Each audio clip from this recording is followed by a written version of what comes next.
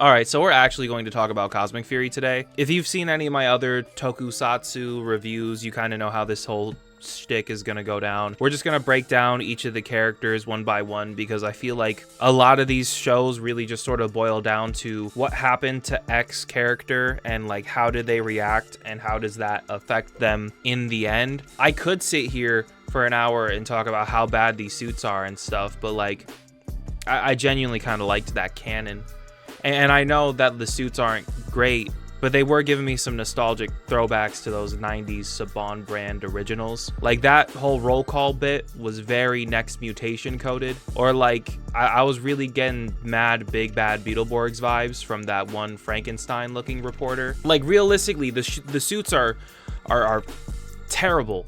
Absolutely terrible.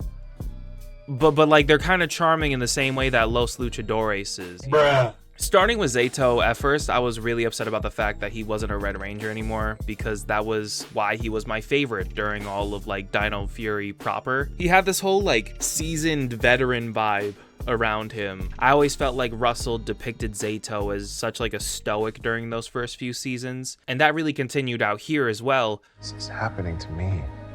I don't want it on anyone else. Please respect that. Ion, I promised you that I was only going to do what's best for the team. I have to keep that promise. Zayto, wake up, please. When you really think about it, it only makes sense for him to ascend to this like godly figure type status in the end. Simon mentioned something about making him a White Ranger recently, and all controversy aside, I feel like I would have been more okay with him not being red anymore if he was a White Ranger. Both in Sentai and PR, white is the only color that has ever had the same level of distinction compared to red. In fact, I may even argue that white is more important of a color in Sentai than red in some cases. It's really hard talking about this whole thing now that it's been made to be like a race thing. But in Sentai, Rangers like Zenkaiser and Big One have like way more distinct roles compared to the Reds on their teams. And honestly, I feel like they're more distinct than other Reds in general, to be honest. Plus, if you were to only watch the first 3 seasons of Power Rangers, you would probably make the assumption that White is the leader more often than not. I mean, obviously there was Tommy, and you really can't argue as to whether or not Delphine is the leader of the Alien Rangers. I really feel as though White would have been a far better choice than this weird beige. It would have called back to the show's history with Tommy and Delphine and honestly just would have looked better as a suit. Simon also mentioned something about potentially making him a Titanium Ranger, and I do like that more than Zenith, but I still think White is like the clear, like obvious choice here. Like it just feels so obvious as to that should be what he is. The whole search for Zayto felt very reminiscent of the search for Zordon and In Space. Outside of the whole demotion thing, I really do like what they did with his character here, and he still ended up feeling special in some way. More than anything else, I really did just end up appreciating his relationship with Ion. Ion really had some good moments during this season. His whole bit about being older than Billy was really cute and funny. Remember, I'm the older generation. Ion, we discussed this. You were unconscious for 65 million years. You keep watch. I'll roll out the welcome mat. Aw, look at that young man go. I really enjoyed the banter between him and Izzy. It's just a matter of time before it blows. Before what blows? So that's what's gonna blow. Wait, how did he? You mind read me when I hugged you? It's quicker. There were a ton of great moments like that during this season. I don't know if it's just because the cast has been together for so long or whatever, but everyone played off each other really well here. The whole stress cooking bit when he was anxious about Zayto being missing was super relatable. Hey, Ion! Could you flick the switch back on? I'm whisking here. I noticed. And it would make sense that he'd struggle with losing Zayto so much. Remember that they're the only 2 remaining members of the original Dino Fury team, and for a good moment there, he thought that they were the only 2 remaining Rafconians alive. It makes sense he would struggle with losing him, and his little moment with Zordon there at the end was super touching. Russell really killed it with like trying to copy the mannerisms, and you know, like he was spot on with the Zordon impression. I am not that person. A mind is a powerful thing. You are seeing what you want to see. Ion's little discussion really sort of wrapped things up in a nice little bow for his little character arc. If anyone knows anything about losing Rangers and sacrifice and whatnot, it would be Zordon, and having him end the entire series with one more mentorship talk with the person who arguably needed it the most in this moment was a really great beat for the show to end on. I also like how they brought back Zordon's ghost and not like Zordon himself. It's a super subtle way to bring him back without fully bringing him back and undoing that sacrifice at the end of Countdown to Destruction. And I liked how that sort of teased up Billy's search for him in Once and Always. Having Billy come back was really dope. At first it felt a little out of nowhere because he was just on this planet by himself, but he's probably the #1 person I would suspect out of the original Rangers to go out on like space venturing solo missions, given the fact that he was the last of the OG5 to leave the show, and when he did leave he was on Aquitar. I hate to talk about what ifs so much, but Simon Bennett dropped a lot of really cool behind the scenes info recently. I don't know if I prefer him necessarily chilling with Nick in space as much as I would have preferred him if he was with Ninjor. On the one hand, we haven't seen Ninjor in like a really long time. He kind of feels like a forgotten character, and I would have really loved to see Billy reconnect with him. But on the other hand, Mick just sort of shows up in Dino Fury, and there's not really a lot of payoff to him being there, so bringing him back may have been the better move. Plus, it was really nice to see Kelson Henderson morph again. Ninja spin! Now it's like an undeniable fact that he just is a ranger and not just like a side character, like one-off type fun thing. You know, like he is a ranger. And Billy acted as a great mentor for the team, especially with Zato being missing throughout most of the season. I never really felt like Solon was all that much of a mentor as much as I thought of her being like an Alpha 5 type character. I always got this in space type vibe from the way the team composition was laid out, with Zato being this like long-standing veteran ranger leading a team of like new rookies. Billy stepping up to that role was really awesome to see, especially like compared to like other rangers doing it in the past. Plus he ends up standing in for the team's Blue Ranger throughout most of the season, given the situation with Ollie. Ollie honestly stole the show. I always love villain rangers. I don't think anyone hates them. It's become a new norm recently in Sentai. We now just sort of expect them to show up every year, kind of like 6th Rangers. Ollie really stole every single scene he was in, and I really think it's the same reason that like Blaze and Roxy did a few years back. Thanks. Now we can find my team and destroy them. You could just tell he had a lot of fun playing this like evil character. I'm not necessarily a biggest fan of the new suit, but I do kind of appreciate the effort. But overall, like, he just had some very badass scenes and was just super entertaining to watch. Plus, I really liked his relationship with Zed here. Zed was always giving him some like really great speeches, and it was just super cool to see the way they interacted with each other. I failed. You know, I see great potential in you. That true path to power is to only look out for yourself.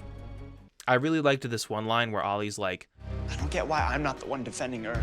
But like he's talking about it from the perspective of like defending Lord Zed's base from the Rangers. It's like a cool way to like twist and sort of flip the situation. And overall, they just had like a ton of great interactions. It was just a lot of fun to watch. And since we're on the villains, I do want to talk about Zed, but I also do want to briefly touch on like the rest of the villains here too, and say that I really liked a lot of the original suit designs, especially like the squid teenager and the billionaire whatever. It was dope. I also really liked Morphin Master Zed. The idea of him becoming this evil and corrupted Morphin Master, especially one that looked like that, was like just raw as hell. I like the twist of like the billionaires like sort of manipulating him in the end, though it really was kind of a shame to have this really sick looking villain show up just for him to like be trapped in this little gun chamber thing 5 seconds later. I really wish we saw the Rangers actually fight him / like try to defeat him. Like, we're playing him up to be this big bad at the end of the season, and it just sort of feels like nothing comes from it, although they were foreshadowing the fact that he was getting played like for a while in the beginning. I also really like the callback to the Z-Wave here, since Zed was trapped in a Zordon like chamber. When Zato and company entered it, he kept trying to explain how like time moves differently here and how they were all just like energy I don't know if it was super intentional, but like I felt like they were trying to make a callback to Zordon being trapped in that time warp. Since, you know, like time, energy, it feels like a lot of the same concepts are at play. I've seen some people try to say that they were trying to set up a redemption arc for Zed at the end. The guy has serious issues. He may yet overcome them and become a force for good in the universe. Even Lord Zed has the potential for redemption. And I don't get why people are saying that all that much. I just don't really see it.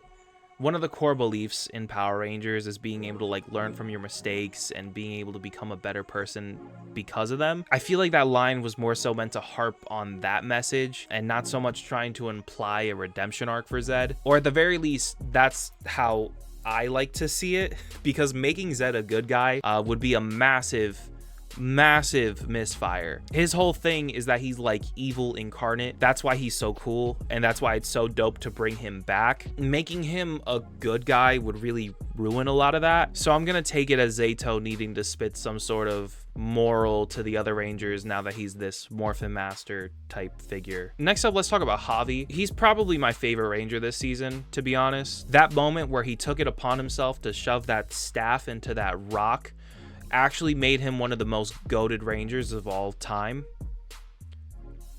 I'm being so fucking serious. I can't tell if you can tell, but I really am. Him struggling with losing his arm was a really big part of the season. We've never seen a Ranger have to deal with anything like this. It felt very new and fresh. It's an incredibly sensitive subject matter to handle, and I feel it was done super well. Obviously, Javi gets upset and he struggles with it, but in classic Ranger spirit, he like never gives up and learns how to live his life with it. I really applaud the production team for taking on this story. It turned Javi from being one of the most forgettable Rangers in arguably the entire franchise to literally one of the best. I also just feel like Chance finally got comfortable here with the role. It's a shame that more teams don't have multiple seasons to sort of, you know, figure things out.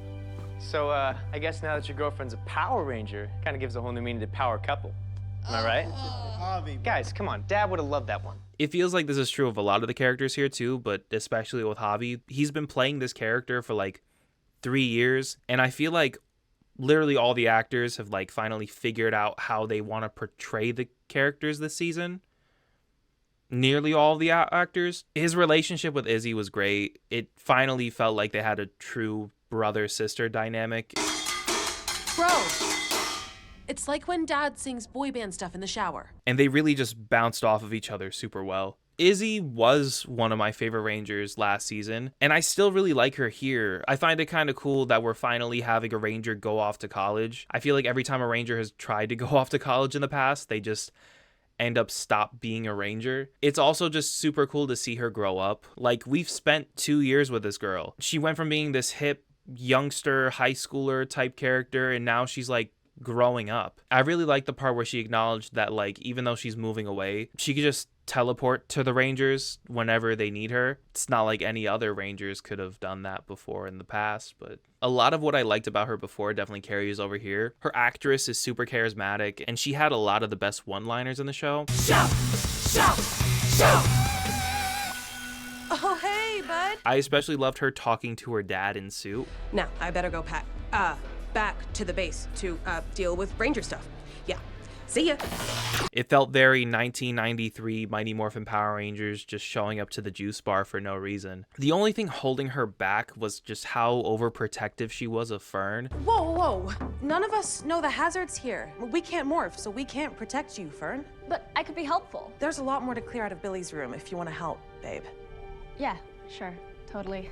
Have fun. Like, I get it, but you really end up feeling incredibly frustrated for Fern, and I would have really liked it if there was a moment where Fern just kind of like snapped at her or kind of really like stuck it to Izzy, you know? It just would have been super cathartic to see. Granted, Izzy does drop it almost immediately after Fern becomes a Ranger, but like still never felt like she got her due diligence, you know what I mean? Speaking of Fern, at first I was kind of whatever on her becoming an Orange Ranger. I kind of just rolled my eyes at it. Before the season started, it felt like Simon was hyper focused on doing a lot of firsts, this season, like making the first female Red Ranger, the first disabled Ranger, the first Orange Ranger. And I was really worried that that was going to be the priority over like telling a good story or just making a decent show in general. But all of that was done super well, and Fern is absolutely one of the greatest parts of the season, I would say. She doesn't take away from the story at all, and I definitely grew to really enjoy her character. It makes sense that she would get super frustrated playing house cat, like she said, and she was just like this big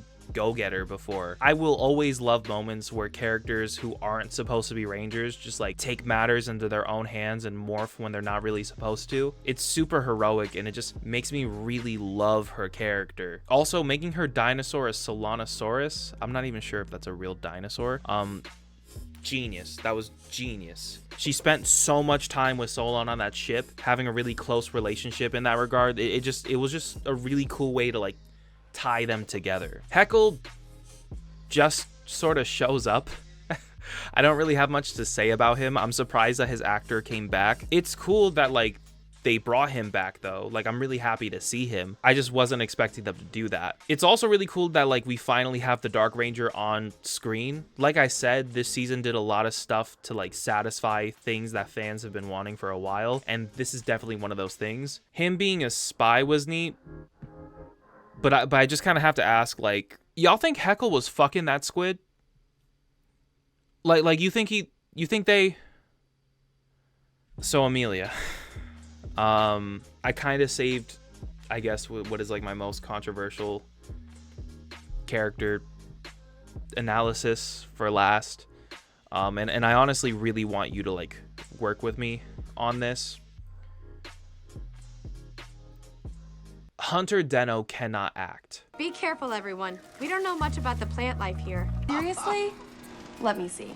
She's got to know how to get to Zed's base. Yikes.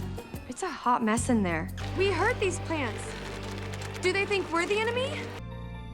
We still have a mission. Every single time she speaks, it feels as though she is talking down to the audience as well as the other characters. Focus on the facts.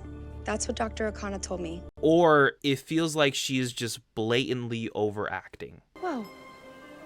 It's like the forest is all connected. I so badly wanted to like Amelia, and I really wanted to like Amelia as a Red Ranger. I think having a girl Red is cool. I feel as though the character is super well written, and her stepping into that leadership role just feels very natural and well deserved. Am I happy to see another black man get demoted from being a Red Ranger over like a white person?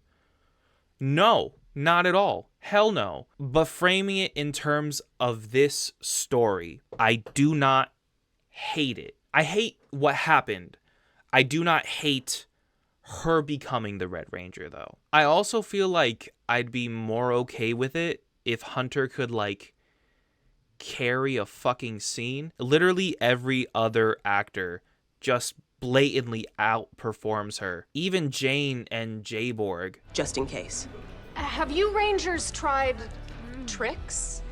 Tricks? I genuinely laughed at that. That sounds like a joke that would come from one of my videos, you know? Jane literally just did what I do in all of my YouTube videos, like inside of the actual show. It was great. It was hilarious. I have no issues with Hunter as a person. I know lines can get blurred here sometimes, but I just really don't think she can make for a good main character. She cannot hold the show on her own whatsoever. And giving her the lead role just does not work for me. I try so hard sometimes to like not talk about the actual actors in my videos, even though I did say Gachard had a punchable face, but like I try not to say stuff like that.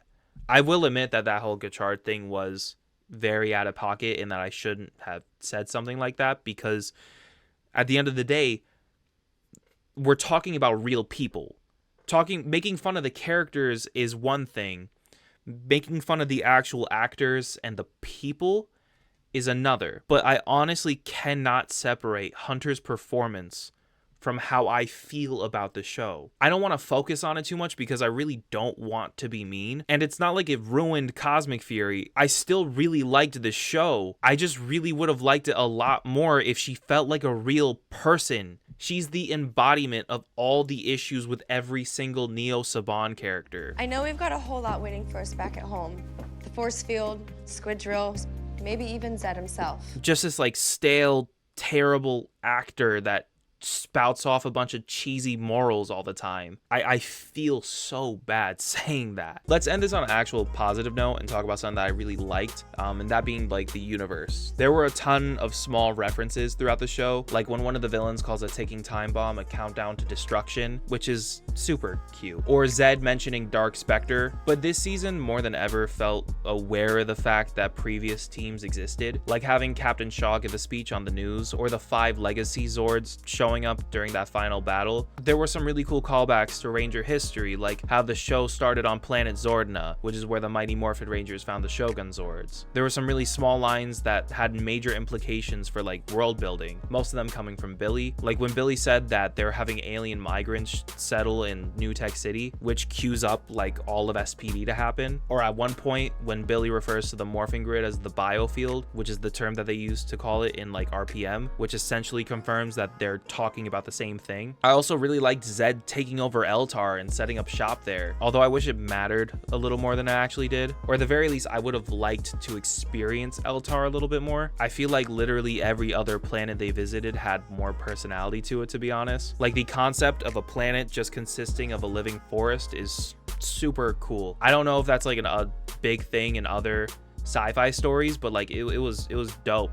I really liked it, especially how they used like the mind reading gimmick in it all. It was really dope. Speaking of dope planets though, I also really liked the episode where they visited that like mining colony on one of the planets, not only because the metal band scene was really funny, like I mean Ion is literally playing the fucking saw as an instrument, and I also low-key do fuck with this song, and it was also really fun to see the team sing it again. The H-A-T-E, the Emperor of Evil! X, Y, or Z. But like it made for like a really cool moment, and you know, it kind of showed a little bit like team bonding and stuff like that. It was cute. I really thought that the whole like lost Dragon Zord part of that episode was going to be like a whole callback to Serpentera, especially since they were talking about it potentially being an evil Zord. But even if that didn't happen, it was nice to see them not get all of the Zords at once. And if any of the Zords should have felt special, it should have been the Dragon Zord, to be honest, since that's like the closest thing we have to 6th Ranger Zord. I also kind of find it cool how it's normally piloted by Zato, and it shows up in the episode after he comes back. So it may also be subconsciously playing into the fact that I see Zato as the 6th Ranger in this season. Let me give you my idea of the team composition. This is the core 5.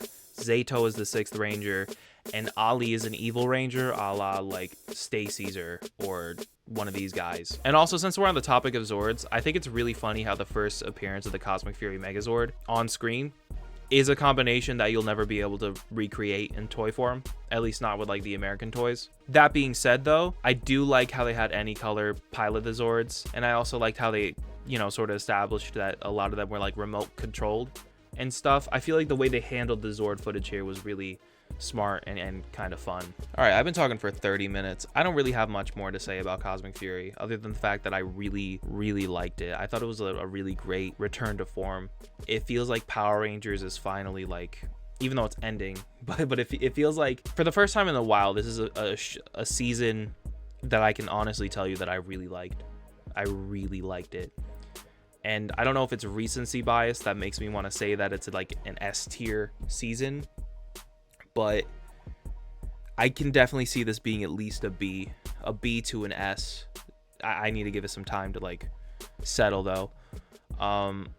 Overall, yeah, man, I loved Cosmic Fury.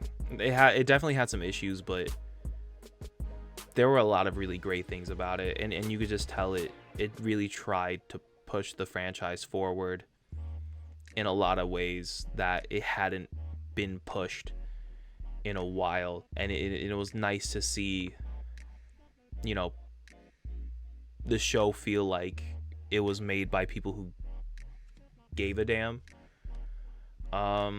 That being said, here's how I felt immediately after watching Cosmic Fury. Spoilers, I may or may not start to cry. Am I proud of that? Nope.